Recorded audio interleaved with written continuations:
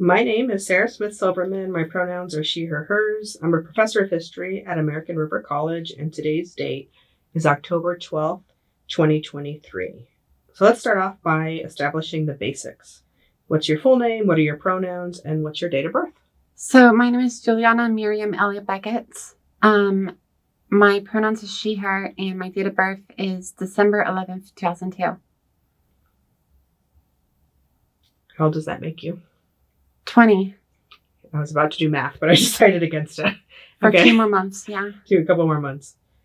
So tell me a little about yourself. What are your interests and hobbies? What do you like to do? Well, a lot of my interests are tied to school. I'm into a lot of philosophy stuff that I do. I have a lot of projects that I get attached to and then drop a few months later. I think right now I'm pretty interested in psychology, and I got an ongoing linguistics, creating my own language sort of thing that I'm doing on the side.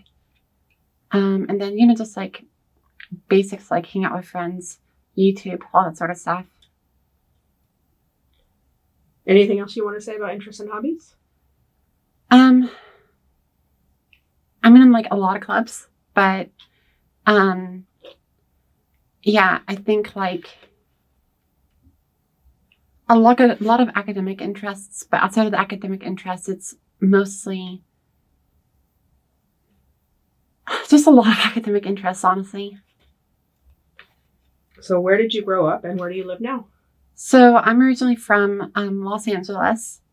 I was there until I was 6, and then after kindergarten, we moved up here, and I now live in East Sac.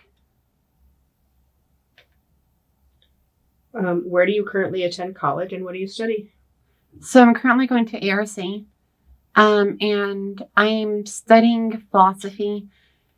I kind of got a bit disenchanted for a second there, and I'm considering transferring when I do as both philosophy and psychology. So what's made you interested in philosophy and psychology? I think honestly, it's kind of funny, but I'm someone who thinks a lot about myself, introspection, right? Not the other kind, but I've always been thinking about how the world works and that sort of thing, and how humans work, why we do what we do. And I think for me, philosophy and psychology are part of the same. It's philosophy, ethics is my big thing. How should we do things? And then psychology, how do we do things? That sort of stuff. And when you say you were starting to become disenchanted with philosophy, what do you mean? There was a lot of just very obsession with being objective, saying what we're saying is the truth. Logic is completely separate from our minds, that, we can be completely objective people. And I kind of realized that, we can't take a sociology class, you realize that there's so many things that can get in the way of that. And it got kind of frustrating. So you said you attend ARC. Are you full-time or a part-time student? Full-time. And how long have you been attending ARC? Since the summer before this one. And are you in person, online, a combination? I try to be in person as much as possible, but I had some last-minute class cancellations, so I have 2 online classes. Why do you prefer in-person classes? Honestly, it's easier to learn that way. If I'm online, I can't ask a professor a question. There's not the whole in-class discussions. It's just a lot harder to talk, and it's more just it feels more like reading a textbook if it's online. So can you tell me how you identify with regard to your social identities, broadly speaking? So race, ethnicity, sexuality, gender, ability, religion, and so on? Yeah. So, I'm, Jewish American. I am bisexual. I'm a trans woman, and I am neurodivergent also. Yeah, and I guess like that's the main things. Yeah. Was there any that I forgot to mention? No, I think you got them all. Yeah. Well, race and ethnicity, you said Jewish American. Anything else you want to say about that?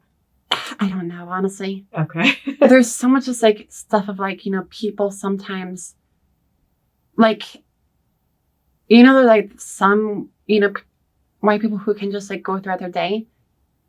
And then there's some people who are like, oh, wait, where are your ancestors from? And the latter's been kind of my experience. And it's still white, but it's this weird sort of like fuzzy zone because of the history of, yeah. So you said that you're bisexual. What does it mean to you to be bisexual with regard to your sexual orientation? Honestly, like, for me, it just means not really, like, liking people, all genders and that sort of thing. There is some, like, frankly, I'm not quite sure about, like, what's the official definition of bi versus pan. I can't really say for myself which ones, like, how they differ for me. But, I guess, like, I've always used the word bi, and, I guess it just means, for me, I've, like, been, yeah, I don't know, I guess, like, for me, it's very much, there's, like, gender doesn't play as big of a role for me. And then can you elaborate on what being a trans woman means to you? It basically means, kind of like, to me, it means, like, I think, first and foremost, as myself as a woman, and I always like, trans as an adjective, like, it's a process, and it's a specific experience that comes with it about how, like, the specific experience of being a woman, and that not all women have, cis women, and it's, yeah, that's kind of what it means to me. And how would you compare your experiences with trans femininity to cis femininity, or your experiences as a trans woman to the experiences of cis women? There's like, it's kind of funny because there's some things that when I was earlier in my transition, I thought they were trans women experiences. And there's a lot of things I have in common with like cis women, like a lot of the same concerns, experiences. I think for me, like, some of the difference in experience is it feels a bit less secure. Like, there's more danger. There's more, fighting I had to do for it. There's always like that possibility of problems that you don't usually have to think about. And it's kind of like, mess with my body image as well. Do you feel comfortable elaborating on any of that? So you said it comes with more danger. You said there's body images stuff. Is there anything else you want to say about that? I guess like with the body image stuff, it's like I developed an eating disorder when I was like 16. I'm pretty sure it must have had the roots earlier than that, but like a large part of that was gender related because I was like, I'm a girl, so I was always comparing myself to those beauty standards. And sometimes the beauty standards, like, I felt like I guess the way I thought about it was like, there's more pressure for me to match them. It's like, I was more concerned about matching them because I kind of felt like someone might deny who I was unless I fit into them very well. Is that something you're still experiencing? Yeah, I don't know how that sort of stuff goes away. Like with body image stuff in general, I know can get better. And to be honest, like as I've had better experiences, the further my transitions go along, like the more it is getting lesser as it's becoming less of an issue. But like, I think there's still that. I think just in terms of like how I think, I'm always worried about how people perceive me. I think it's just like how I am. And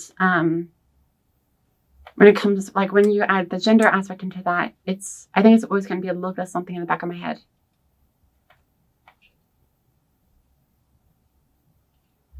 Can you talk some about your coming out experience? What was the process like of figuring out your identity?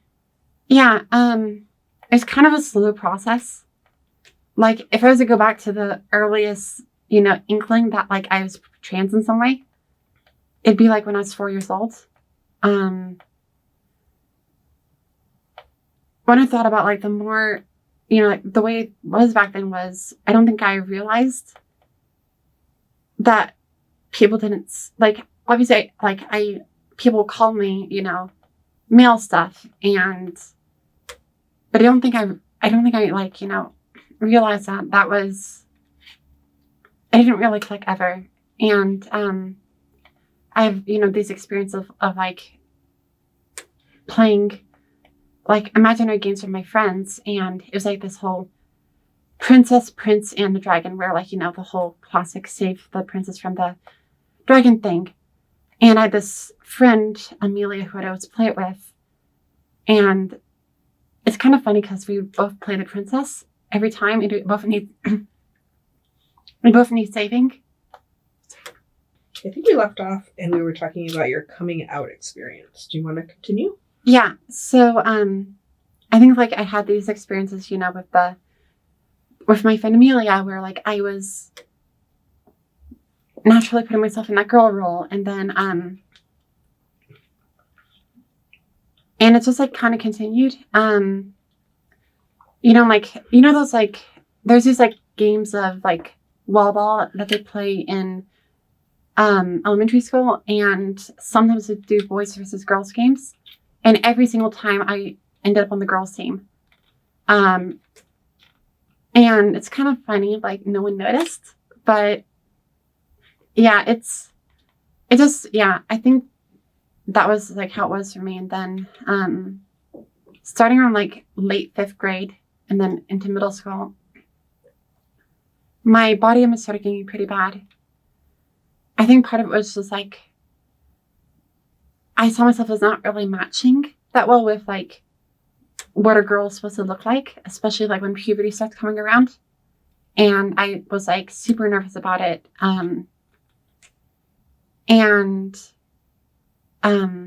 it didn't come out. But one of my friends like asked me if I was like, a girl, and I said yes, but that was one person, and I didn't really come out to anyone else and that was like 7th grade. And then I didn't really come out until anyone else until like, it was complicated because like in 10th grade, I was in this like model government program, and they would have these things that they call caucuses where you'd have like special, meetings. Like you had one for like,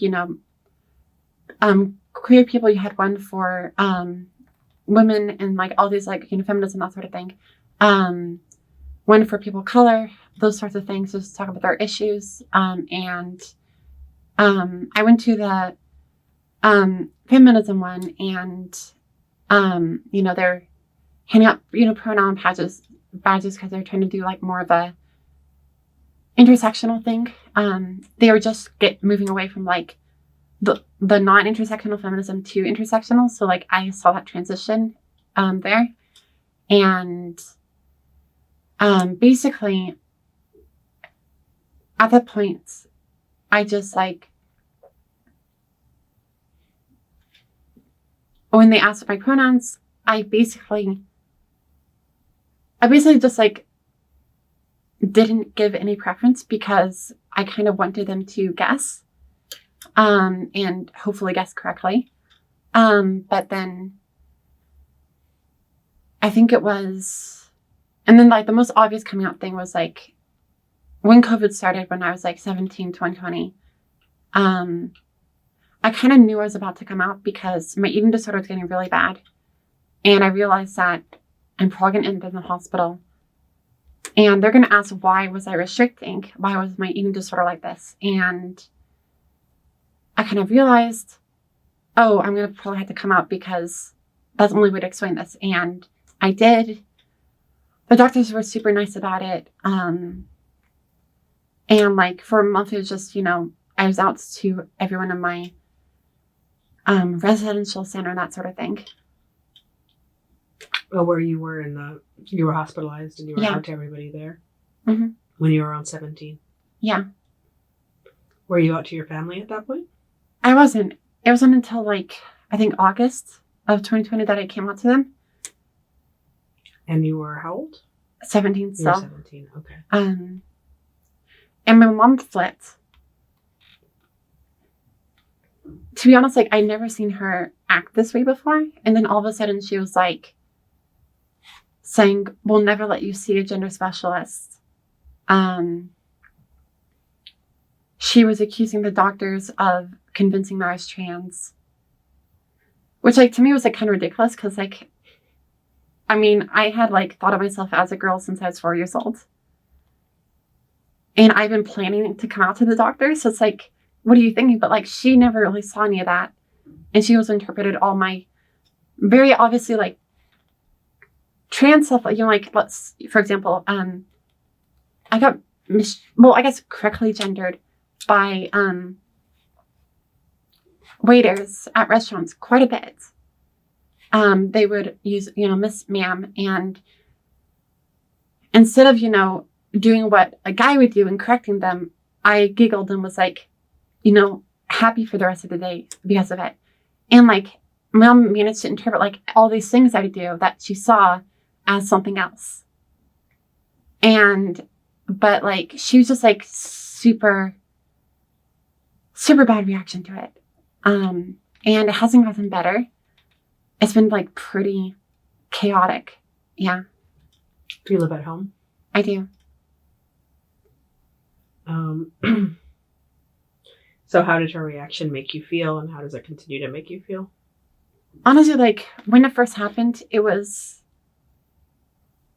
like pure chaos. Like, I was, not really sure what to do. I was still a minor, and it was just so much stuff. And she just kept going more and more extreme. She kind of at one point reversed on her saying that she would never let me see a gender specialist. Because, like, the funny thing is, like, with her, I had never really argued with her. Like, I'd always been in a very good, like, I've been much closer to her than my dad for most of my childhood. And then all of a sudden, like, I was arguing with her every time we were on a call. And it was just, like, a lot. But then she basically said that she would allow me to see a gender specialist.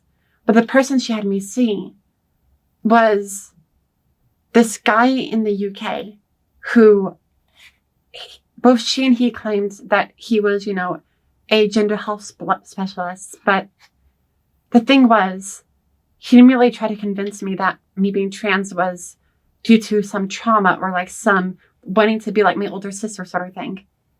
And it's just like this really like, and like telling me like how I thought, which is like something a therapist should never do. And like, for example, I told him about like how I, about the always being on the girls team and like me choosing to do that for elementary school. And then he was like, no, it must have been because the boys played too rough.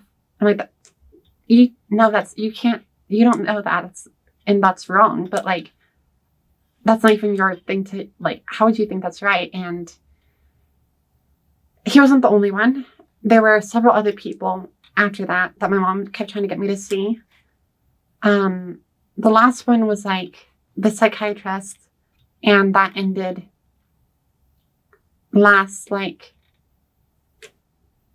like about this time last year. That's when I stopped talking to him.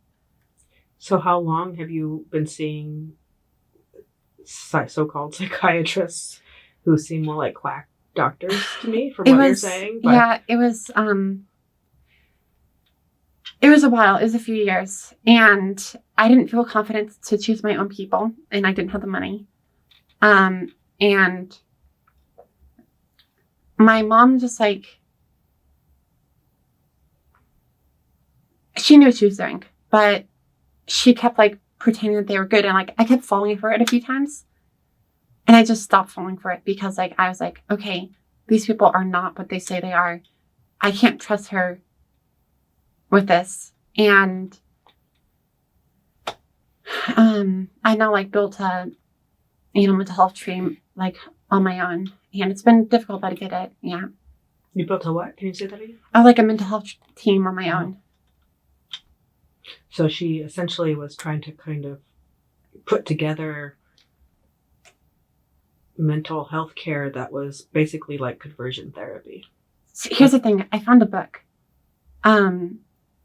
like in the house, and it was this book with a foreword by Jordan Peterson and stuff in the background by like other, famous transphobes.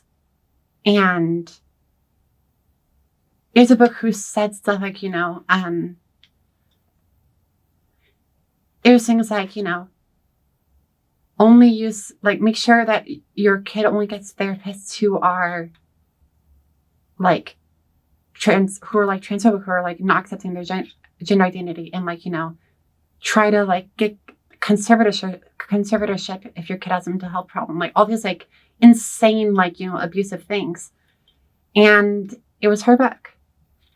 And I saw a lot of her like stuff in there. And it's just been a lot, when I stopped seeing these people, she would like use, financial stuff to threaten me with it. And just like all this sort of thing, like a lot of guilt tripping, a lot of, yeah. And what about other family members and all of this?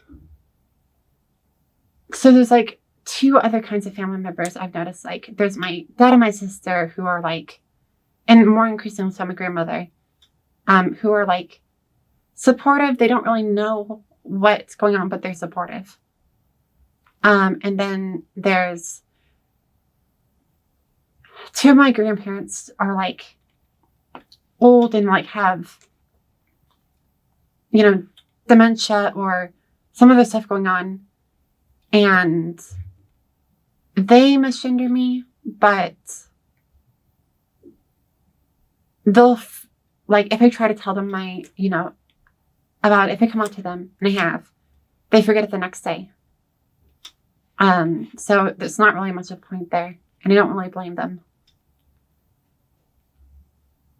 And what do you think is behind the fact that your mom is so opposed to you being trans? I don't know. And I'm careful with language, but something I've noticed is, like, she talks about, like, having very little empathy. And, like, my running theory is that she doesn't like that I'm disobeying her, but she's tried to hide me from other family members, like cousins and such. So I think she's also worried about like how my being trans reflects on her. So I think there's a lot of like the image stuff, but also the me going against her, which I haven't done before. So I think those are like some big components there. It's weird because like, she was so good when I came out as bisexual. And yeah. That's something that other students have said as well. When they came out as gay or bisexual, the response that they received from family members was a lot more accepting. Yeah. I guess things have moved for a lot of people since the past. Yeah. But then several people said, oh, then I came out as non-binary or trans, and I had a much different response from the people around me. Yeah. So how do you think that affects you, your mental health? How does that affect you personally? It's created a lot of chaos.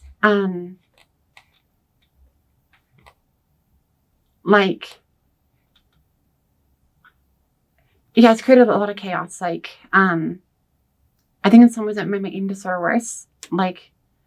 Probably because, I had to cope with the stress, but also because I kind of learned that, relapsing meant I'd be surrounded by supportive people.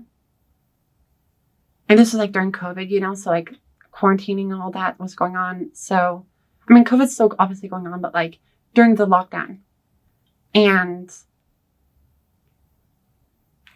yeah, it was just, she, I think probably the biggest way that affected my mental health, I guess it 2 ways. I have had a few suicide attempts by this point in my life, and they are all in relation to stuff with that. But also there's seriously intense guilt tripping and very emotionally abusive stuff, and trying to convince me that I don't actually feel this way, all that sort of stuff. And I think it's messed with my confidence. One thing that she's told me that I think has really deeply affected my mental health is she was saying that this is a bit bordering on graphic, but basically saying that the only reason someone would want to be in a relationship with me is because of my body. And that because I'm trans, no one would want a long-term relationship with me. And she's also said, that this one's probably even bigger, but that everyone's being nice to me and people wouldn't tell me that I don't pass, as a girl, because they were being nice to me. And I have things that would, go to the contrary, but it's one of those things that's kind of hard to get out of your head once it's said. And a lot of her things have hit very deep. I think she's also said that taking hormones is gonna make me fat, to try bring my eating disorder into it. But there's a lot of those things that hit deep. Yeah. So clearly this must have had an impact on your relationship. You said you were really close when you were younger. Yeah, I'm honestly trying to minimize my time in the house now. One of the weird things is it actually made me closer to my father. I wasn't very close with him before that, but he's, he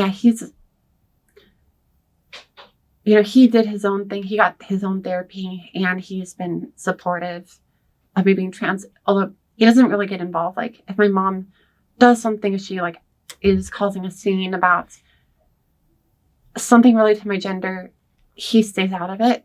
But when it's just him and me, I feel safer. Do they know about, feel free to tell me if you'd rather not talk about this, but do they know about your suicide attempts? Oh yeah, they drove me to the hospital for them. Okay. And then my mom would go on to say that I was doing them to threaten her. That she would claim that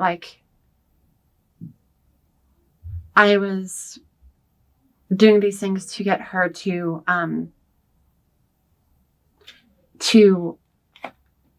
change her mind about me being trans. And it's kind of funny. There was after the first suicide attempt, she did do that. She started using my preferred name and my preferred pronouns for a little bit.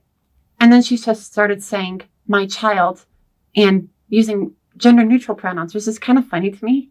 But it was better than the masculine pronouns, but it was not my pronouns. Like, obviously, they, them applies to everyone, but, like, she was avoiding the actual pronouns that I had. And at some point, I complained to her about that, and she went back to using the wrong pronouns entirely. So her reaction to me trying to get her to do better was to do worse.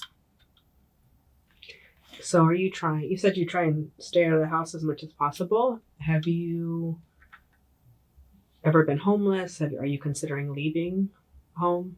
Like living somewhere else? I'm going to go to like a 4-year next fall. I might leave her this summer because like I got a friend who already moved down there to the same school I'm going to go to. And I'm like planning that by doing that, I have a place to be, I'll have a school to go to. I'll be continuing my education. And I'm pretty sure I can get some scholarships if they hold financial aid. I'm not sure if she would, but she might. If your parents withhold aiding your school? Have you considered becoming an independent student for the sake of financial aid? I still get a lot of I think the problem is when it comes to things like my my health coverage. Because of the health coverage, I was able to afford on my own paying for intensive outpatient with, eating disorder treatment, which is expensive. But they have a good enough education, good enough jobs that they're able to do that. And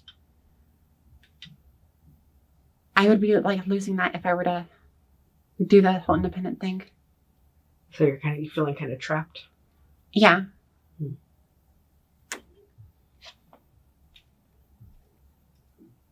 I don't know, it's 1 more year. Yeah, and then you get to transfer. Yeah. UCLA. And you think you'll get some scholarships, you're hoping? Yeah, it'd be appropriate to use the term stellar for how things have gone academically for me. You've done really well academically. I haven't gotten a single B in college so far. That's great. Yeah. It's because as long as you're connected to your parents and their income, you can't get financial aid, basically. So you'd have to rely on scholarships. Yeah. That's the plan. So where do you find... Well, is there anything else you want to say about that before I ask the next questions? I don't know. It's just I'm just doing the whole, trying... We've kind of reached this, stalemate where, we don't talk about my gender identity. And someone she'll try to bring it up in a, obtruse way. We'll be talking about philosophy, and we'll be talking about, whether or not essentialism in general exists. And she'll immediately try to turn the conversation towards gender essentialism. And I have to try to, we end up having debates about my gender through, debates about abstract philosophical concepts.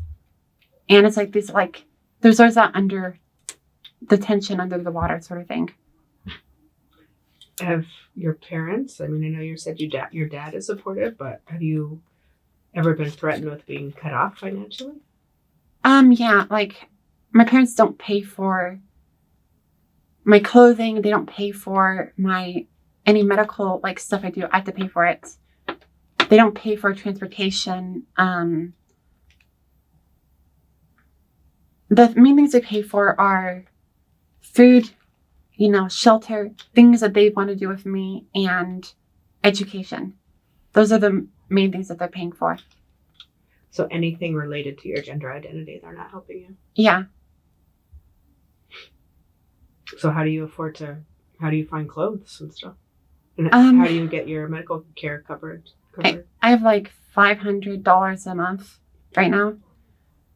And I'm just, I had more in the past because of I was in treatment. It took some hours out of the day, so I couldn't go to work as much. But I got some hours back in my day. Next semester, I don't have it yet, but I'm kind of just I'm not really getting any more money, but like I'm kind of like spending as much as I earn right now. And I'm just kind of like cruising on that. Because you work at ARC, right? Yeah. What do you do again? I'm a peer mentor. Okay. And how many hours a week do you work? Currently 11.45. Is that what you want, the number of hours you want? Or do you want more hours than that? Or less? In the spring, I was working like 21, 22. And I want to get back up there because, like, you know, double the income. Yeah. And then I guess I have some questions about class later, but since we're talking about this now, do you find that the hours that you get are sort of irregular? Is that like can you rely on having a certain number of hours? It's the same times every week. But obviously it's not even like the same time every day. It's just like, it's kind of like classes come first, right? And then also clubs, because I can't usually change those. And I put work in the spots that are left over.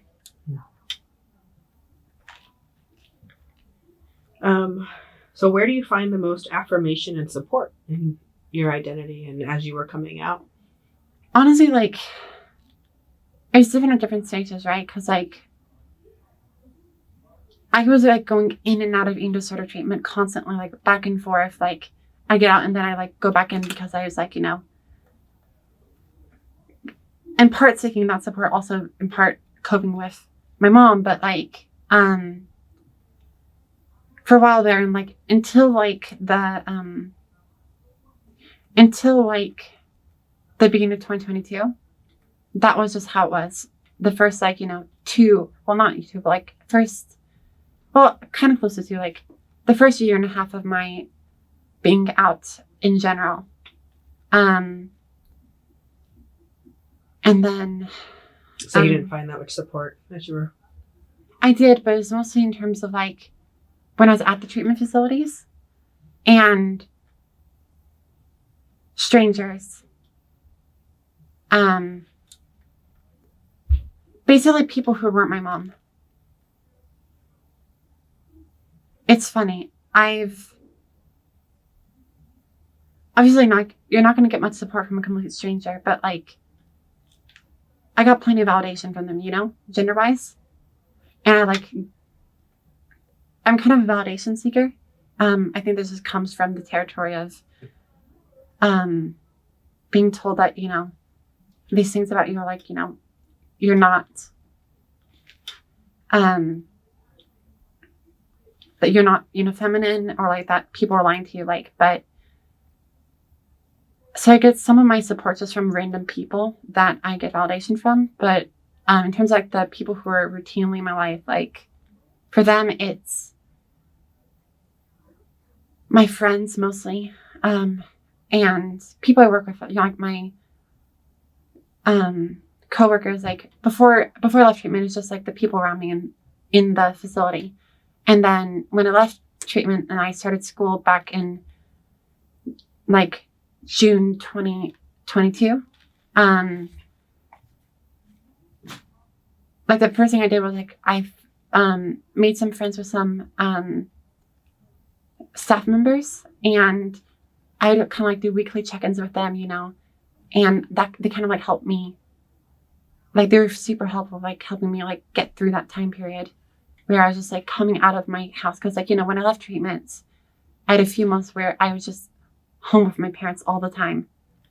And because my mom was concerned with my eating disorder, she was there every single day. And then when I started going to school, I started getting support from, you know, these friends, be it staff friends or, and eventually like friends when classes started. And I really made like the friends that I have right now, I met them in the fall of last year. There weren't that many people here the summer of that year.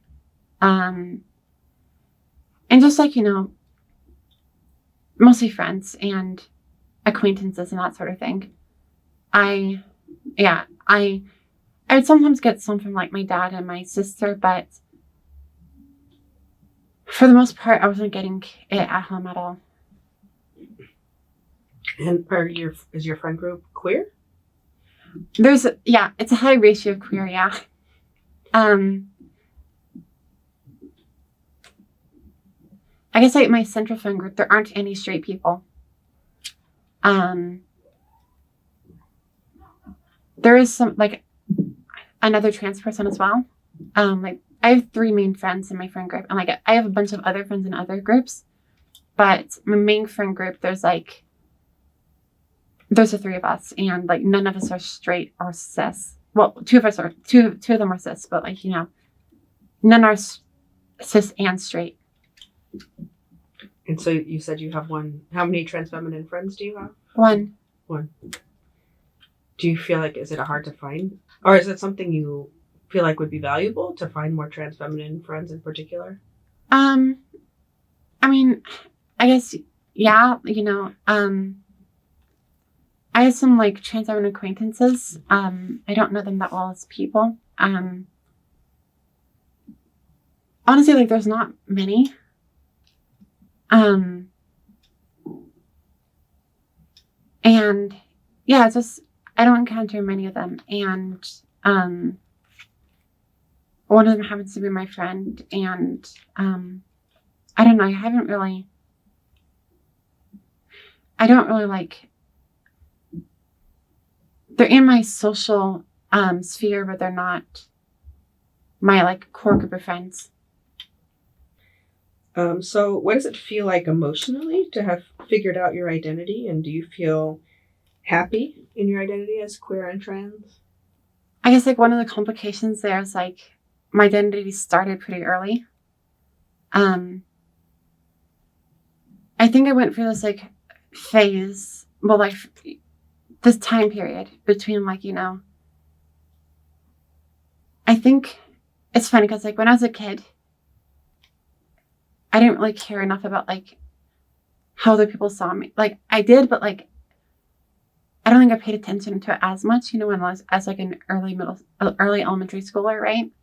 And because of that, I didn't really like notice that people didn't treat me like a girl. Like, but then I became super aware of it, and I like was doing everything I could to be treated like one. And I think that was like the hardest time for me because I could tell that the way people see me did not match how I wanted them to see me. And it did not match who I was. And,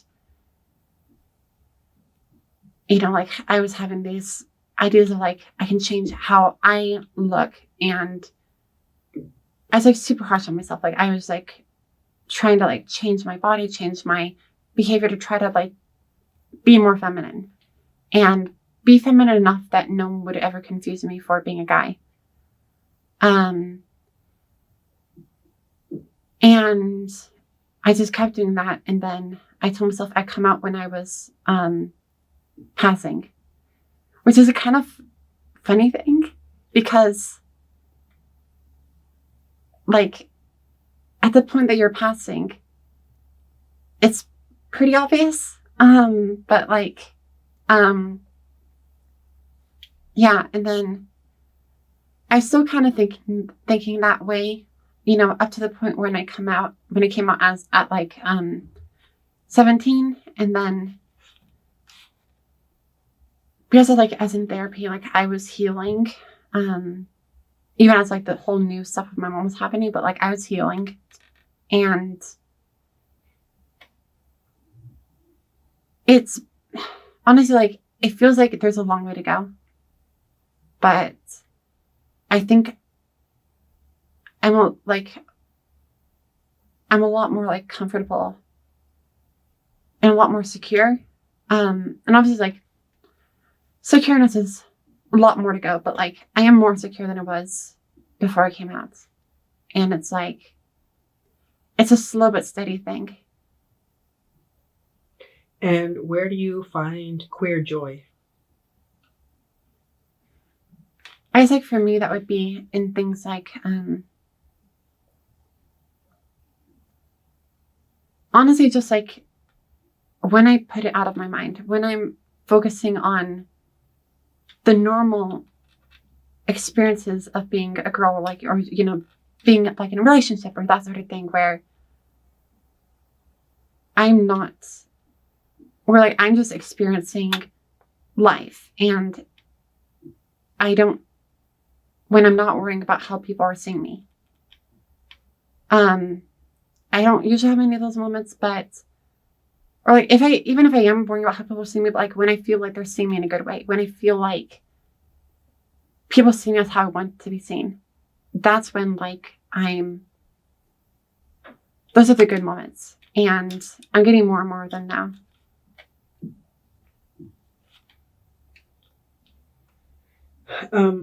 So I could have talked about this before, but what role has religion played in your life? And, do you think it influenced your family's reaction to your queerness? It's kind of complicated because like, for me, religion was like something that I didn't really engage with until until a few years ago. And that was, my whole Jewishness thing. And for me, it was, about the cultural side of things. I think just like being a person in American culture, you encounter a lot of this kind of Christianity just like in the world around you. And my mom was raised Christian, and she kind of like embodies that in a way. She has that sort of the sort of like beliefs about trans people that you hear about in the news, and it's just like, yeah. And I think for her, it might not be where it's coming from, but her own experience, I think, like supports the way that she feels about me being trans. And like, that's not the case with like, my dad and like the Jewish part of my family, because like, for that side of the family, it's just, we go to the synagogue where they have this like sign that's saying, like, we are accepting of all LGBTQ people, including trans. And it's never like really come up there as a problem. Yeah. And to be fair, like, most people don't really guess that I'm trans unless I tell them. Anyways, so that's not really been. So honestly, sometimes I don't know, because if people don't know I'm trans, then I don't know how they are around trans people. But for the most part, it's been like, my experience with Judaism has been pretty good. So actually, this is a question I forgot to ask you. Mm-hmm. Under what circumstances are you out as both bi and trans to people around you? So I guess like for me, like being out means telling people that I'm trans, and because like I think for most people, except my mom, for most people, it's a norm to see me as a cis girl. And usually I come out to people that I feel close to or close enough to, tell them about that. I usually have to know that they're not going to be weird about it first. And then with a bi, I'm kind of like if it comes up in conversation, I'm going to say it. It's not really like, I don't have any sort of like, worries about how people are going to react to that one. So is that the same for the classroom? So in your relationship with I don't know your relationship with, but how you relate to your professors? Yeah. Honestly, usually like I do end up telling the professors that I'm trans just because like I've had some pretty good ones, and I usually trust them enough. But yeah, and then like if being bi ever comes up, it's just like it's part of the flow of conversation. Have you found that some of your professors have been really supportive of you? There have, Yeah. yeah. How has that support been expressed? Just, like if there's anything with like if the body image is coming up in relation to being trans, they'll be understanding of it. Yeah, and like if we're talking about something, I don't know, just like general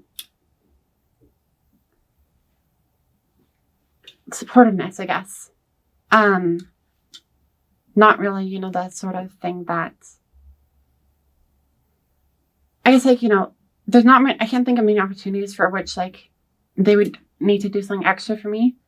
Like if we're talking about something with transness or that sort of thing, usually those kind of professors already are like the kind of professors that are supportive are the kind that are very understanding of trans experience and that sort of thing. And they tend to be very fair and like they approach the subject well when they're talking about it. But when that's not been the case, it's more been, yeah. When it's not the case, it's more of like, I don't usually approach those kind of people if I know that they've said or done something in class that's like shows that they don't understand it or that they have some weird stuff around it. Have you had some of those experiences with professors who you felt uncomfortable with because they have exhibited a lack of understanding or even a bias? There's this, I think the biggest example is I had this one teacher who like part of the class funny thing was we had a day where we had to talk about gender identity and sexual orientation. And this person kept confusing the two over and over again. And I spoke up. And I think like another thing that's like, a sign of like whether or not professors, going to be supportive is how they moderate their classroom conversations. Because if someone says something that's like, off the wall transphobic and they don't do anything, that kind of gives me the vibe that they don't treat transphobia seriously or that they themselves may not know or care enough about trans stuff to actually like put like a boundary down there. And this teacher, like, I would say things like, when you get the two confused, I think, gender identity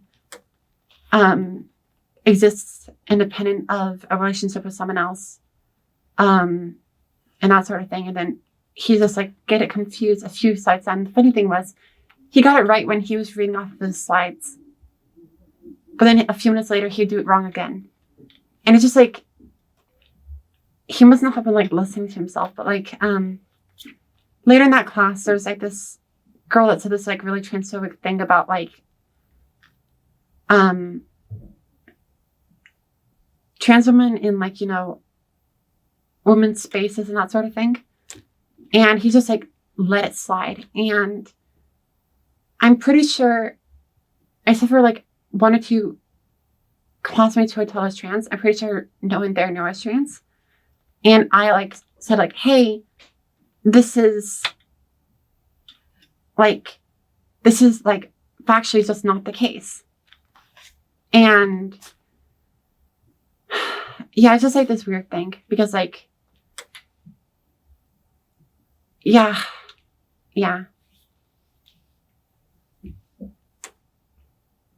What department was that in? If you don't want to say, you don't have to. Sociology. Okay.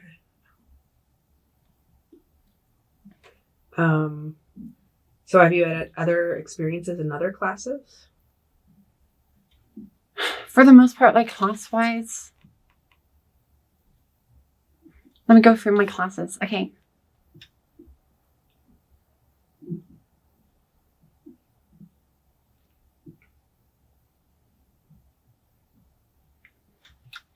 think so. When it has come up, some of the teachers have been supportive. Other ones, it hasn't come up. So I don't think so.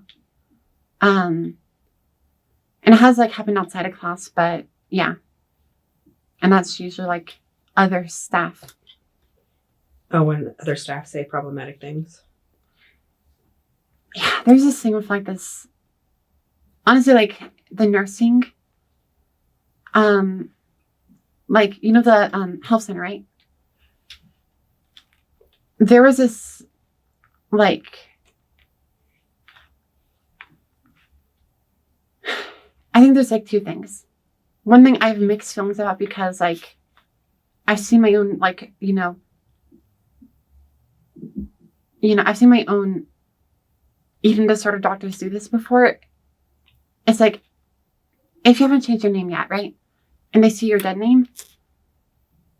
I've noticed several medical professors, well, not professionals, would like,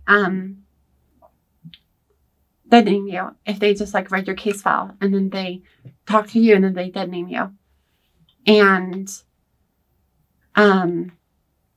some of them it feels like more like intentional. Some of them it feels like they apologize for it and then like that sort of thing. But like that's a repeated thing. And yeah. That's been mostly has been I've run into it a few times with the nursing stuff. Something that like I've learned about like how the name stuff work is like for the school. Faculty only ever see the like chosen name that you put on the school websites, but nurses see the legal name as well. They see both. They see both. I'm not sure if they even see both, but they definitely see the legal name. But I'm pretty sure. Yeah, I mean, I had like one or two favorite nurses when I would go to see them. And it happened within the first time, but then it didn't happen again. But there's this one guy where we're like, I think it happened more than once, and I don't know, but yeah. It's hard for me to tell people's intentions. I mean, one thing seems clear is that there needs to be more training, right? Yeah. So that people don't mess up in the first place. But Mm-hmm. at least it's good to hear that for those staff people who did mess up, at least a couple of them. Yeah. They tried to kind of moving forward do better. Mm-hmm. And it's like, I feel like the names are just like too much use, Like, I feel like the legal names, their purpose is for the financial parts. And like, I don't see why they need to be present outside of that.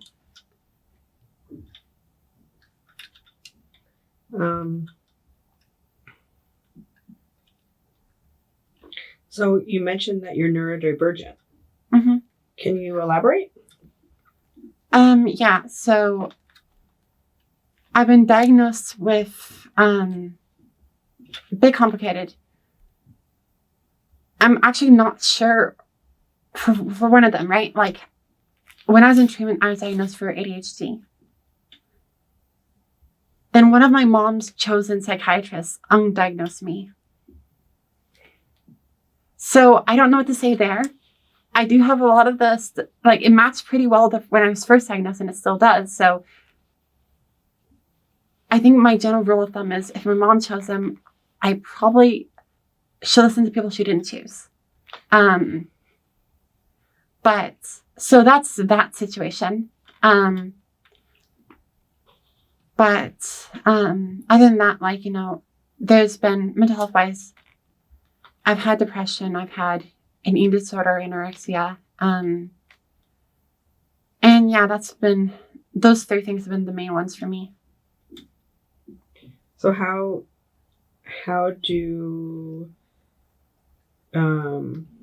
does all of this impact you, your life generally, but your education in particular? Have you found out that it's impacted your education?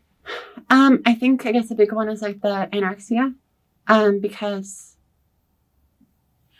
for me, I often have to worry about like, for me, a lot of my focus is on my body, like most of the time. And because of that,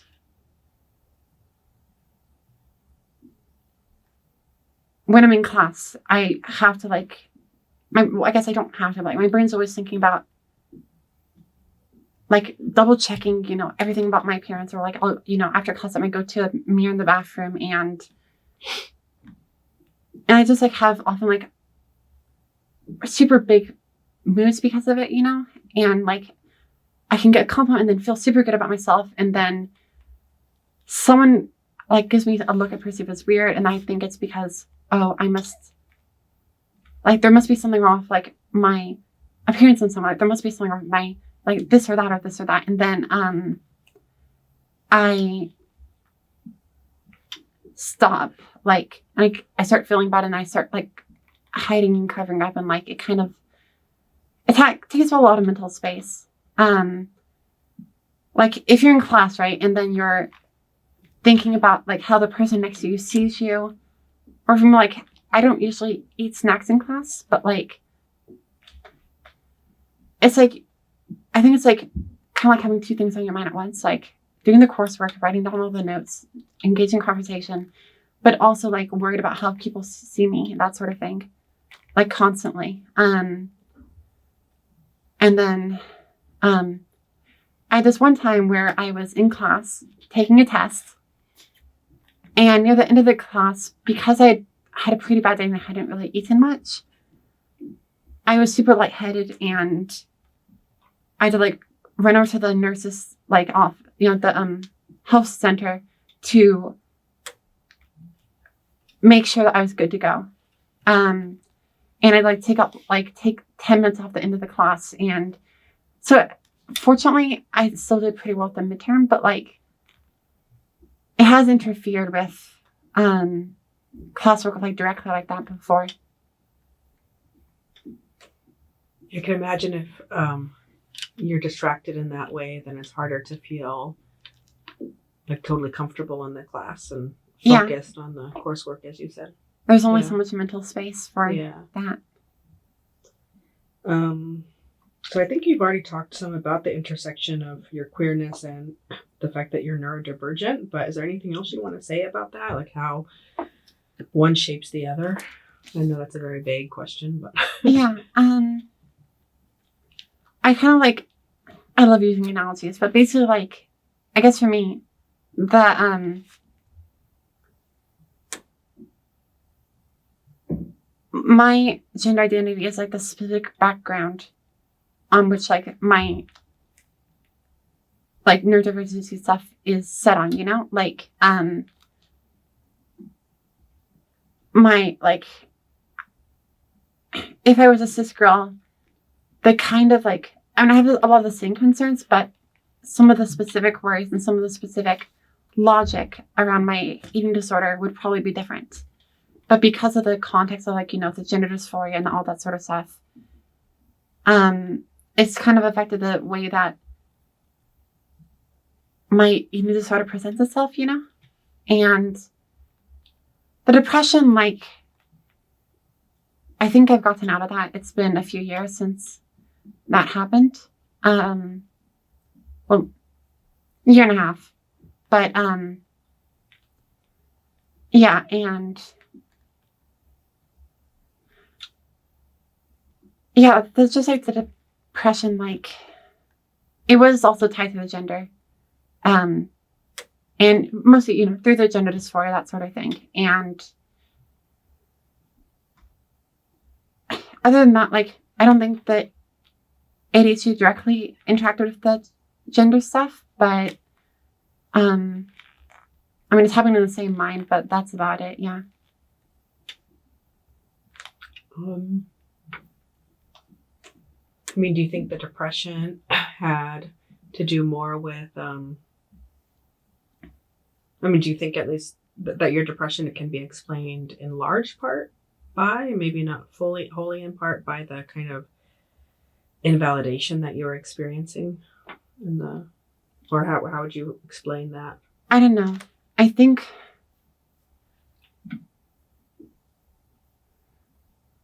it's complicated. I got this internal, like, can I say my, like, internal narrative that I've had? But basically, like, I had this internal narrative, like, since I was, like, 11 or 12 about how I work. And I think my depression started sometime, like, in middle school, late middle school, but basically, like, I had this belief that if I control, like, how I act and look, I can make sure that I get treated well. Because, like, obviously, my life has had a lot of negative stuff happen. And I think I kind of believe, like, if I get seen the right way by people, then they're going to treat me well. I think because of that, I was just, like, I kind of developed this, like, obviously, like, the gender dysphoria got worse, but also I think part of that was I was super aware of the mismatch between how people saw me and how, like, and, like, me as a girl, right? And I think I just, like, that mismatch was, like, really hard because every time I got misgendered, it was grading, and it's just this constant thing. And I think, like, I also kind of believe that, like, some of my, like, I was a very outgoing kid, and because of that, I kind of also blamed that for people not seeing me the way I wanted them to see me. So I think part of it also was just, like, plain old, people's, like, relationship with peers, I think also played into it. It's just, like, this thing where I was sort of just, like, struggling to, like, I wanted to change myself. Like, I felt like there's something wrong with me as I was, and I needed to change in order for people to see me as a girl and that sort of thing. And I would basically do what I could to do that. And it's kind of depressing when you, like, to feel like you can't reach that goal, because I was, like, 12 or 13, and it took me until I was 17, and, like, the longer it went on, like, I, like, felt like I wouldn't reach the goal. I wouldn't, like, get to the point of being seen as a girl, and, like, I gotten closer now, and I know I'll get there, like, well, I guess I'm most of the way there now, but, like, I think that helped with the depression, just feeling like there was a brighter way forward. Okay, I have a couple of questions about class before we move on to talking about education some more. Yeah. So can you talk about your own economic class status? And let's just start there. Your family's class and your own class status. So my parents are, I think, upper middle. Like, they do research and that sort of thing, so they're pretty solid. And they've been able to, like, take me on a lot of trips, and I've been to a lot of places I wouldn't be able to go otherwise. And lots of stuff like that, lots of additional education at home. My dad loves books, so we just, like, I'm pretty sure we have over 2,000 books just, like, in our house. And it's just, like, there's so many things that are just there. So I definitely have a lot of, like, stuff with that. I think, like, it's kind of, like, I think I have, like, a college student economic situation going on with me right now. It's kind of weird because, like, I don't have to worry about food or the sorts of, like, non-gender related things. But when it comes to things that are in any way remotely gender related, my income, like, currently $500 a month is what I have to work with. And And I had to do a lot more like careful consideration, like thinking about what a can and can't do with that way. And you said you work as a peer mentor before at ARC. So what do you do as a peer mentor? So as a peer mentor, like I help students, like, make appointments. I will like take them to a location if they need to go there. I can answer questions, print any school paperwork they need to print out. Just like, stuff like that. What department? Arts home base. How do you like it? Yeah, we have a lot of student art in there. It's really amazing. I also hear that it's a nice hangout space for students. It is. We have some very comfy couches. And that it's kind of queer. It is. Yes, it is. Very much so. So do you like your job? I do. It's a very, I got good coworkers. Like, it kind of feels like family. It's been good. Like, it's technically my second job, in terms of chronologically, not at the same time, but but it kind of feels like my first because the first one was 2 weeks. But it's been a very good learning experience and it's been very positive. And are you out as queer? I am. I think I'm I'm out to all my coworkers there. And your boss? Yep. And how has that experience been being out? It's been pretty relaxed, They're very supportive people. I'm the only trans one of the group, but yeah, to be honest, at least my immediate boss, I think they're a boss. The person who's the person in authority who I mostly talk to, right? The coach, these are all people who are in their 20s, in California. And it's obviously it doesn't mean that, but that by itself does not always mean that they're going to be great. But it's they're kind of just, it's chill. These things are seen as, gender identity, sexual orientation are seen as just normal to them. So, do you have any concerns about your financial well-being in the present? And how about the future as well? I have some, obviously, I know that I'm not gonna, I don't have to worry about, running out of food because that's something that my parents pay for, but, sometimes, I have to be careful about how I budget out the other stuff, clothing, medicine, stuff like that I had to pay for myself. And just making sure I got the budget right it's a little bit stressful. But I'm also preparing for full-blown lack of support from my parents in case that happens. It may not happen. It depends on whether or not, I've been told it depends on whether or not I'm recovered from an eating disorder.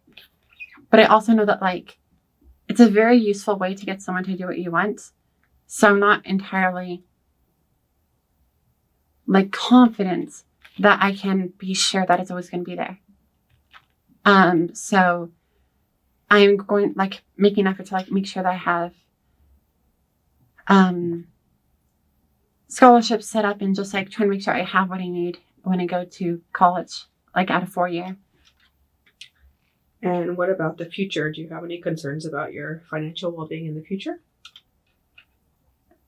Honestly, it's a bunch of I'm not sure. My immediate concern is when I go to my 4-year college,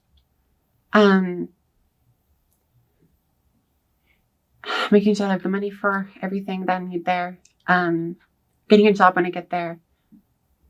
So there's some anxieties, yeah, but it's just kind of a big mystery to me because I don't even know exactly what kind of job I want afterwards, I have a general idea, I enjoy educational jobs. I enjoy therapeutic. Like I might enjoy trying to become a therapist or something. I might enjoy policy making, all these like different things, but it kind of feels like I have a general idea of what the next few years of college are going to be like. I don't know what it's going to be like after that.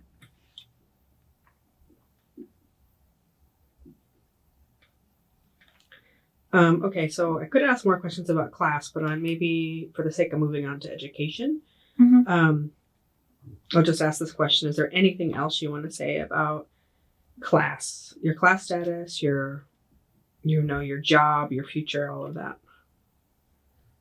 I don't know. It's weird. Before I came out as trans, I was a lot less worried about it because I knew for certainty that I could have the support of my parents with that.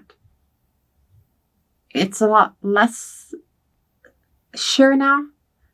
And it's something where, I have to prepare for the worst in case that does happen. Yeah. Yeah, so your transness has brought along with it a certain precarity in terms of your family's own relationship with your family's class status. And yeah. You knew that you would have that support previously, but now you're not sure. Mm-hmm.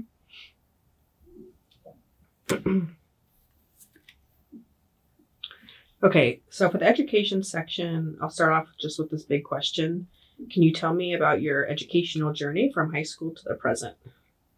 Sure. So, like in terms of what about in terms of high school?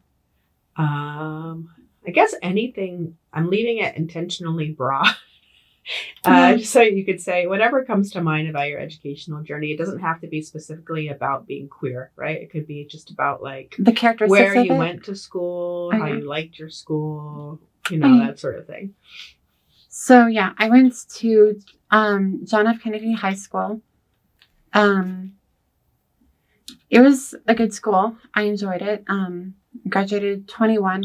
It kind of like,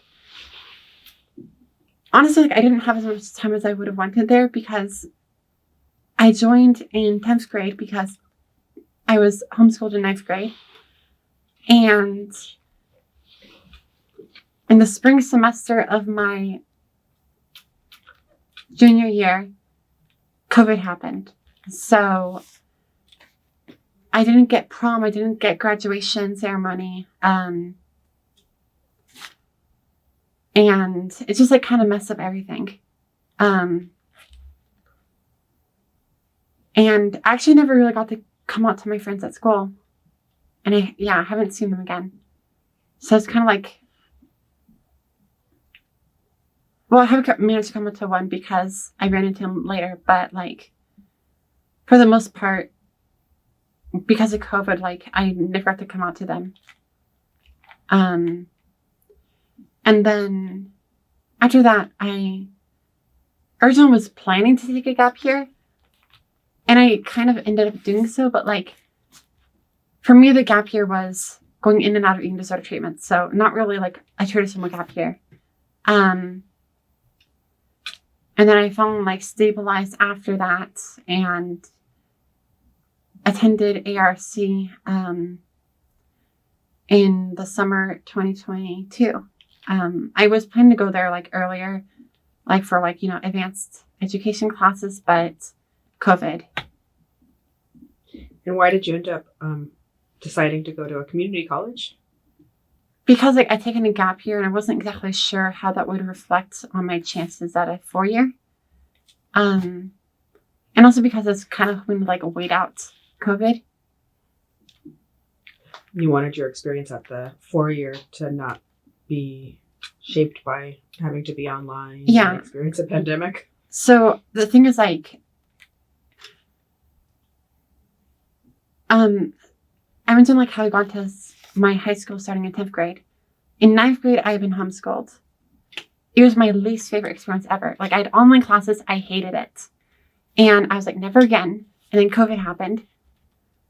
And then that's part of why I don't want to take like online classes whenever possible. I don't do well on them. They're stressful and there's too little due dates. So I just like,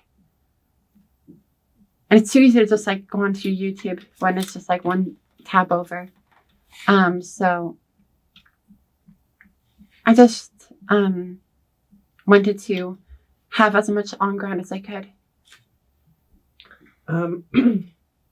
So were any of your classes in high school inclusive of queer and trans people's experiences, or queer and trans topics in general? I think some like the English lit stuff was like, included some queer stuff. I actually didn't really learn about the term trans outside of, transphobic jokes from middle schoolers. The first time I heard about like as a concept that I was introduced to was in high school, I think 10th grade, when I was attending the Youth and Government thing, which is like ran by the YMCA. But it wasn't until like a few years later in my high school that like the classes were talking about that. For the most part in high school, students would talk about it, but not really. It wasn't really a class subject. So it wasn't really brought up formally in your classes. Queerness wasn't brought up. So no queerness in no queer history? No, we didn't have that, no. No, I feel like I'm feeling tempted to go discipline by discipline, but I'll stop. Mm-hmm. What was it like for queer students in general at your high school? Honestly, like, people were pretty chill about it. I don't know how people are with trans stuff. Like, it didn't really come up for the most part. I didn't really learn about the concept until 10th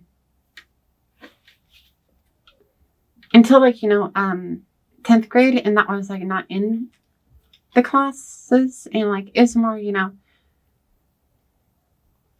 is more of like the variation in sexual identity that like I saw, and it was pretty normalized. Like I was out as bi for all of high school. Were any of your teachers out as queer? I don't remember. I can barely remember a few faces, but I don't remember many of them. I guess it's hard because you spent your first year being homeschooled. Mm-hmm. Then you had one full year of being in person? One full year, then a half year. Then a half year of being in person. And then you went online. Yeah, for the other 1.5 years, yeah.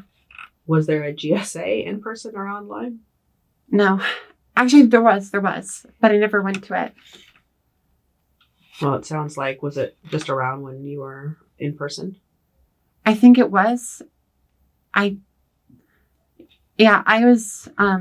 wasn't really involved in school club activities except for one club. That was like a Chinese language club because, I was taking a lot of those classes. So, yeah. So in high school, would you have liked it if your classes actually were queer and trans inclusive? Yeah, I mean, I didn't even know the term trans until 10th grade. So that would have been better if I had learned it earlier. And I feel like it might have been helpful to me. Because if I had felt like I could have like come out about this sooner, then maybe I would have.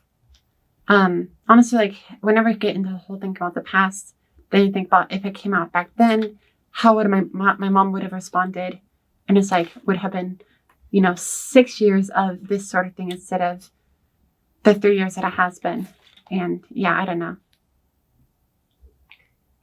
So why do you think it's important for you personally to have had classes and teachers that actually covered queer and trans topics in high school or even earlier? It doesn't have to just be about high school. I think two main things. It normalizes it for one. Like I felt like I would have been more comfortable around my teachers had that been the case, and like the other students. If I knew like this is a thing that's normal, and then I can have a natural place to bring it up, and like I can feel normal in it. But also because like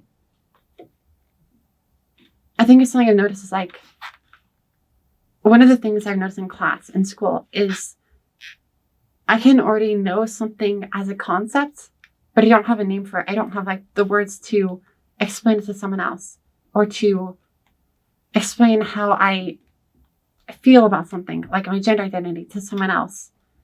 And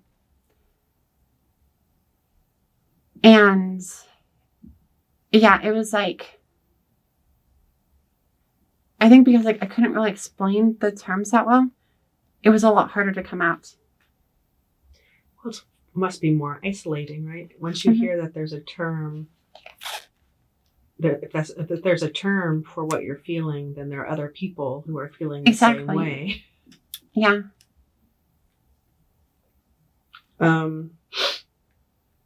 So what have your experiences been like at ARC, taking classes that either in part or are entirely focused on queer and trans topics? So there have been a few. They're pretty fun. I get to explore, the topics well, and usually the students who take those classes are not the kind to create problems. And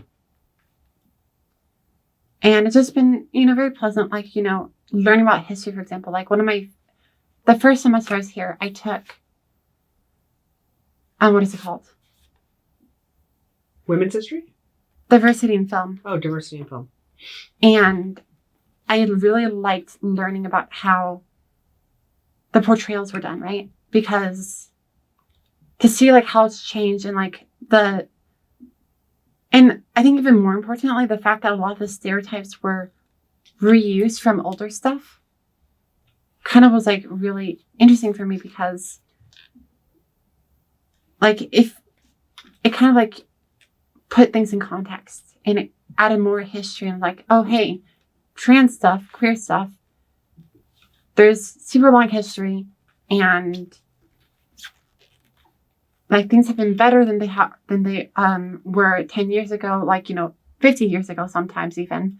And it's just like there's these things where there have been times have been better, times have been worse, and like when you learn about history, it's not like you can see that things can change, and you can also see what things are getting repeated, and you can identify them and stop them.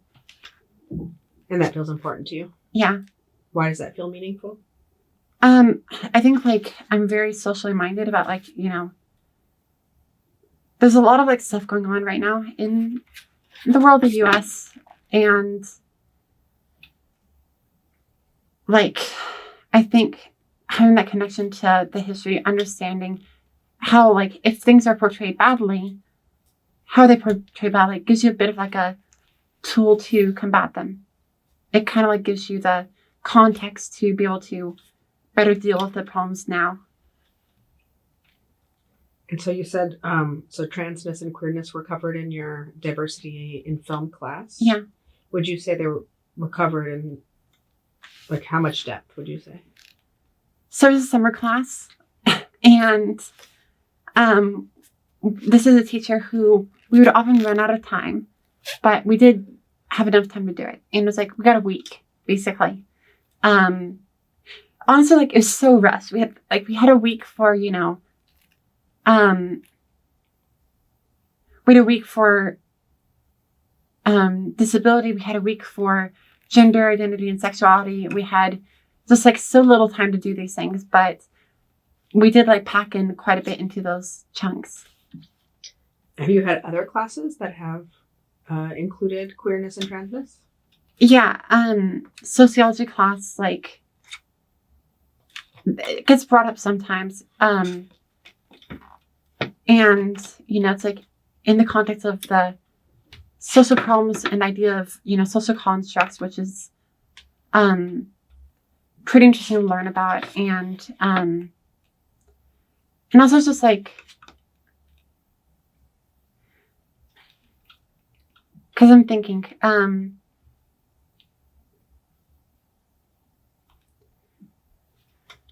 you had that one problematic experience. Did I just interrupt your flow, your thought, your thinking? I'm just like, sometimes you blank on the classes you're taking. Okay, so summer 2022, Then fall 2022. Spring.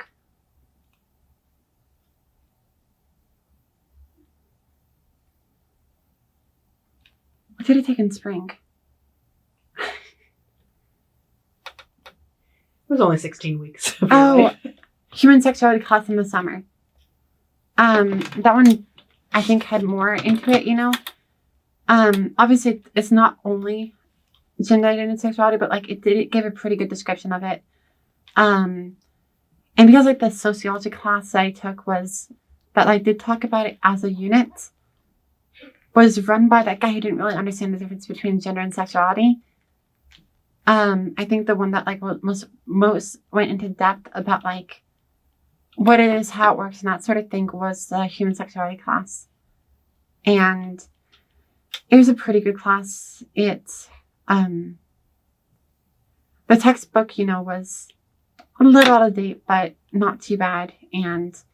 But the teacher was really, really good for that. Was the teacher queer? I can't say 100% confidence, but I'm pretty sure. I just ask because it's not always the case, but often it is the case if a student describes queerness being covered in pretty well or well. It's not unusual for the teacher to actually be queer. Can I name names? Sure. Bovard. Oh, I'm not sure. Yeah. Might edit that part out, actually. I was figuring that would be, yeah. Hold on one second.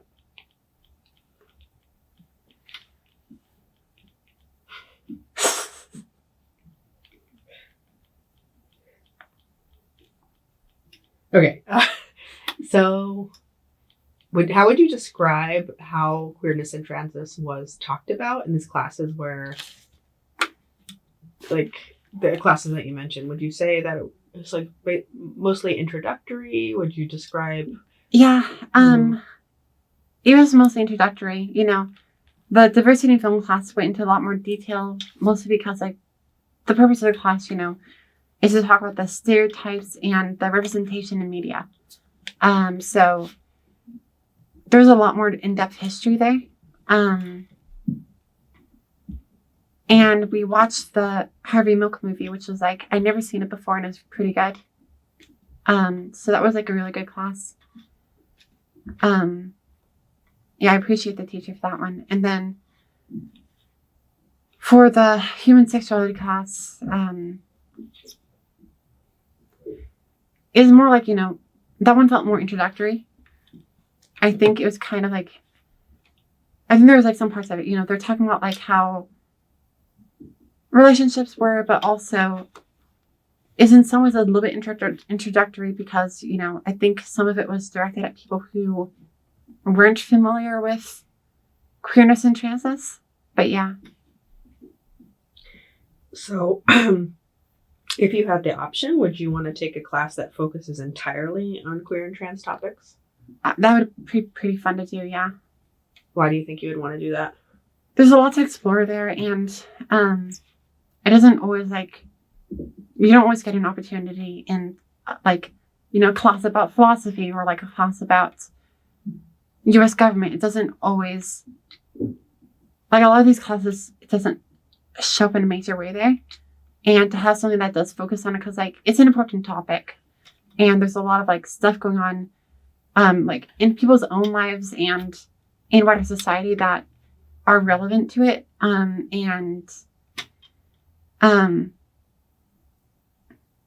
It's like that sort of thing, just, it kind of needs its own class because like, when it does show up in things like even the human sexuality class, it only shows up in the context of, relationships and sex and biology. So you'll have like a chapter on it or 2 chapters on it, but it doesn't take like the main seat in it. Don't talk about culture and history and literature and politics and poetry. There's a lot you could talk about when it comes to queerness. Yeah. So How do you think you would feel if you were in a class? I mean, I teach queer studies, so most of the students who end up taking queer studies are queer themselves. Mm-hmm. How do you think it would feel to be in a classroom like that where, for the first time, right? Because there is systematic exclusion of queerness from the curriculum by and large, even though it pops up here and there. Yeah. How do you think it would feel emotionally to be in a class where you're focused entirely on queerness and transness and not a superficial way, right? In a somewhat in-depth way. And, I think you'd be surrounded by other queer students as well. Yeah. I think it's worth it. Like, there's a lot there. And honestly, like, it'd be nice to be in a class where you can feel comfortable to be, like, talking about your own personal relation to things. Because, like, I have had classes where trans stuff comes up, and I'm like, my friend who's trans, because I don't feel comfortable to come out as trans to the people there. Like, the whole, like,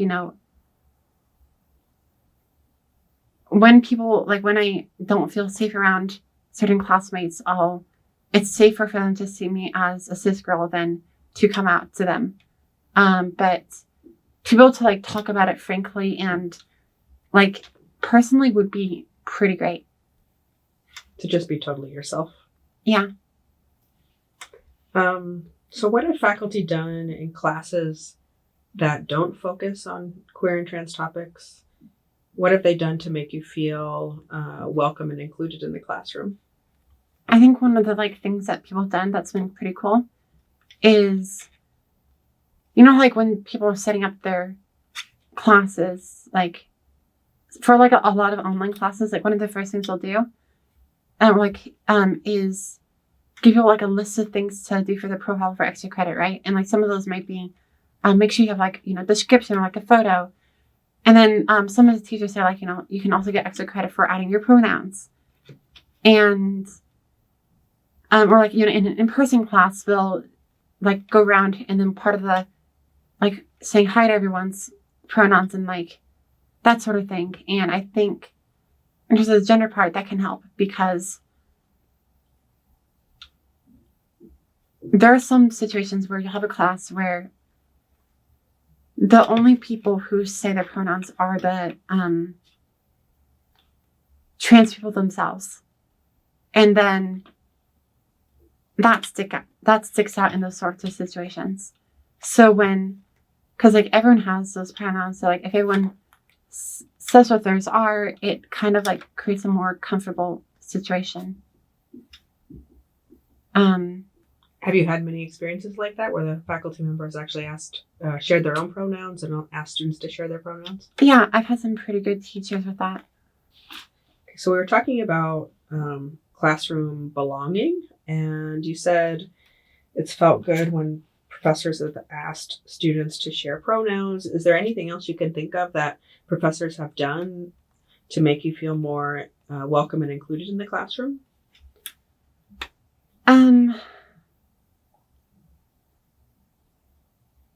I think just, like, one of the big things is moderating. And that's, part of their job, but, like, not all teachers do that. And, like, being aware of when a conversation is heading in a way that is, like, where students starting to say something that's bordering or getting kind of close to, or even, like, crosses the line into, like, bigoted language, being able to direct it away from that and back towards, like, safe, appropriate, like, on topic stuff. And I think that's, like, an important thing for professors to do, because, like, not all of them do it. And there's sort of environments where you don't know if the professor is going to be keeping it safe for queer and trans people. It's like those are the ones where it's they don't even have to say anything bad directly, but that can also make it a bit of an unsafe environment. So have you had the experience of being misgendered in the classroom? No. How about outside of the classroom? Oh, you did talk about this already a little bit. Yeah, with the nurses, yeah. For me, what I realized is I mostly get misgendered in both 3 scenarios, basically. Medical people or people who are primarily looking at my dead name. Although, of course, once I get that whole thing figured out, that won't be an issue anymore.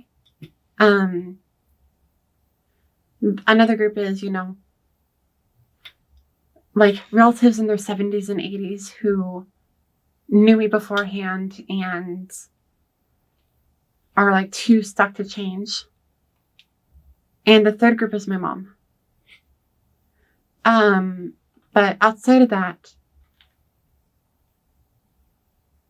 except for one experience with a teacher who would later become one of my teachers, where they thought I was non-binary instead of a girl, but like that's less of a thing, but I pretty much I've been lucky. I think I have a lot of passing privilege, and it's shielded me from some of the dangers. Yeah. So when you have been misgendered, I know it's not that frequent of an experience, but when you have been misgendered, what does it feel like? It's dysphoria is a complex emotion, but it's very grating. I think for me, because I'm so, just the way I think, right? I'm so focused on how, the way people perceive me. If someone perceives me in a way that's not a girl, that's one of the worst things, because, there's so many elements of identity, but gender is such a basic one that if that's being seen wrong, then yeah, it's very grating, and to not be seen as who you are. And they stick around with me for longer than, very if someone says, that I'm a beautiful girl, and then say 100 people say that, and then one person says, misgenders me. And even if it's my mom, it's it sticks around. And I've been trying to care less about what my mom says because I know why she says it. But it hurts a lot more and it sticks around a lot longer. It kind of becomes it feeds the, void, the thought saying that I don't pass, I'm not beautiful, that sort of thing. So what do you think faculty in particular could do to learn to use the correct pronouns? I think just one thing is making a point of routinely asking, and I guess just generally being familiar with what being trans is and why this matters. I think those are the 2 main things, knowing why they should care about it and taking the time to know what individuals' pronouns are.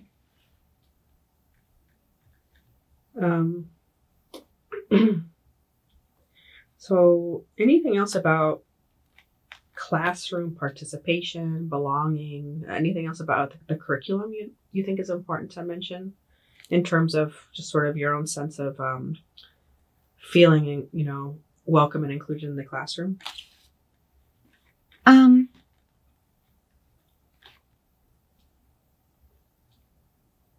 It's complicated, right? Because you might have a class on calculus and there's not really, I can't immediately think of a place to fit it in there. But I think just generally if it is relevant, not ignoring it. If you are going to be touching on social issues, talking about certain things unless the class is particularly about it, just talking about mentioning certain relevant things, but not the queer stuff is something that can happen that's not so great. But if it's if it's part of the conversation, you should probably be mentioning it. I think things that go unsaid are also very important. Yeah, not saying something is indicating something about how you view the importance of queer and trans people's Yeah. experiences. So, in terms of campus life, is there anything that you think? Well, first of all, I guess, have you had any experiences feeling harassed or discriminated against on campus? Not personally. Well, not for my gender, or sexuality, but there've been some other stuff, but that's other stuff. But in terms of the relevant things here, no, I have heard of it happening to other people I know, but not to myself. Is that stuff you feel like you want to share? Or you feel like it's up to them to share? It's them to share. Okay. Have you Yeah. experienced sexism on campus? Yeah. I also, I had this guy that was kind of like stalking me for a bit there. And I just like, there's been some kind of like scary stuff before. For me, most of the scary stuff has been like sexism type stuff. Is there anything you want to say about that you feel comfortable talking about? It's just, I feel like when it has happened,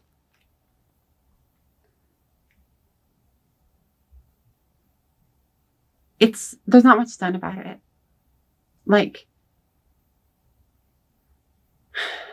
there's this guy who was like stalking, and several people, including myself, because he was into multiple people, told stuff about it, and it went on like for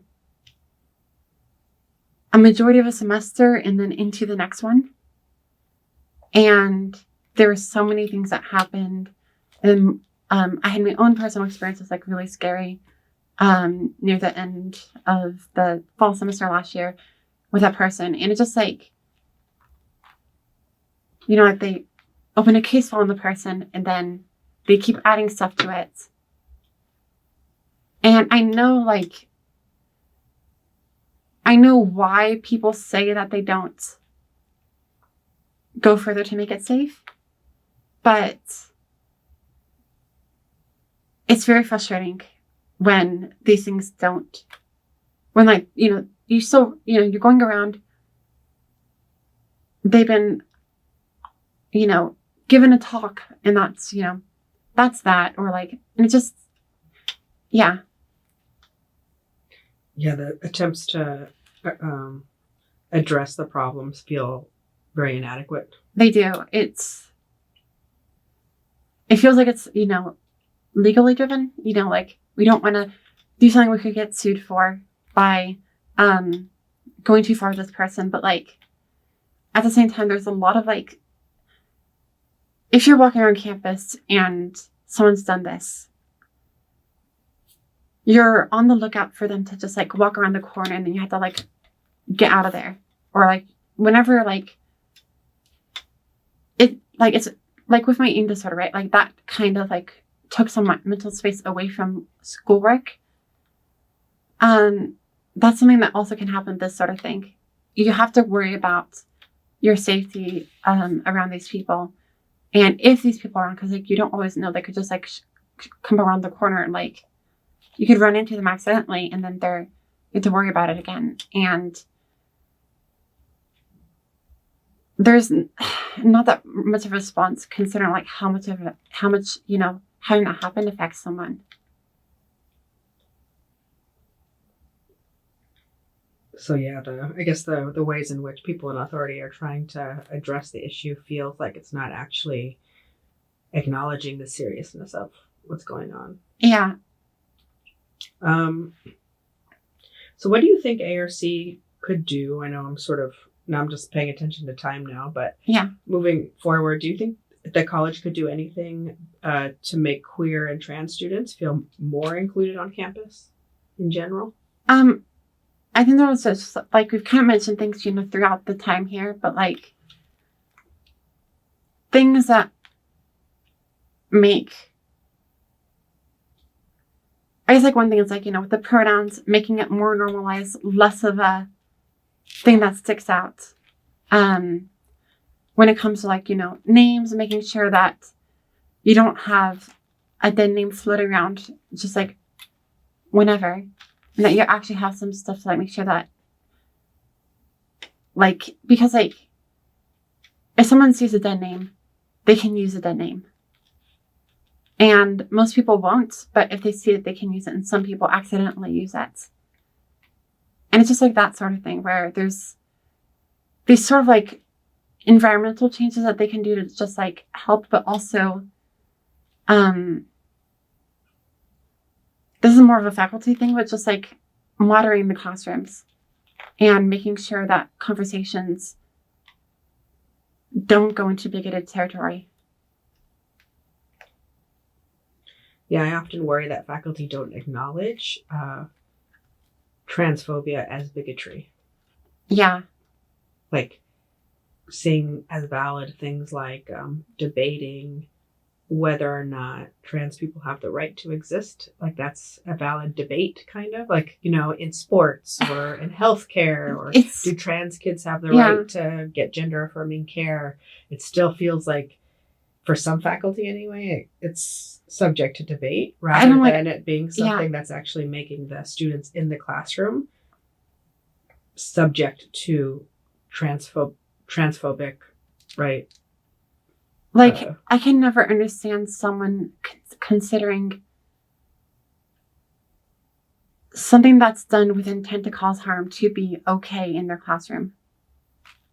I can never really understand someone not seeing that as a problem. I think it goes back to what you were saying before a little bit. They don't understand the depth or the importance of understanding trans people's experiences and the importance of transphobia and how it impacts trans people, right? Yeah. So there's a lot of learning that needs to happen. What about bathrooms? So, I'm someone who, I use the bathroom that, like, my gender is. But, like, that's not always safe for everyone. And there are non-binary people, of course. So, one of the things I've noticed at the school that is unfortunate is we do have some gender-neutral bathrooms, but they're in specific buildings. They're not in all of them. So you often will have to walk farther to get to a gender-neutral bathroom. And they're not labeled on, like, we're trying to make maps of them. Like, the school's trying to do that. But it took a while. They haven't really fully, I think they might have now, but, like, you have to take steps to get one. And it's just, like, they're not always the most accessible. So, why is it important, do you think, for there to be more gender-neutral bathrooms? Because, like, it's honestly, like, both, comfort and safety. Whenever someone's worried about how other people might react to them, or if people, like, if they aren't, binary, it's necessary. You need a place. Like, anyone can use it, but it's like, it's a place for the worry about how people are going to judge your gender based on what bathroom you're in to not be an issue. It kind of like removes that hurdle to using the bathroom. Okay, I have a long list of questions here, but I'm going to try to wrap up. Okay. Is there anything else you would like to add, or any questions you'd like to return to? I'm not sure. Are there any that, like, you want to go more into? Well, there's certain topics we didn't get to, but I just think for the sake of time. Yeah. I tried to prioritize the questions that I thought were the must get to questions. Mm-hmm. So I think I'm okay to wrap it up, and hopefully I don't have any major regrets later, but I think I'm okay. So nothing else you want to talk about? I can't think of much. All right. Well, I really appreciate you taking all of this time away from your day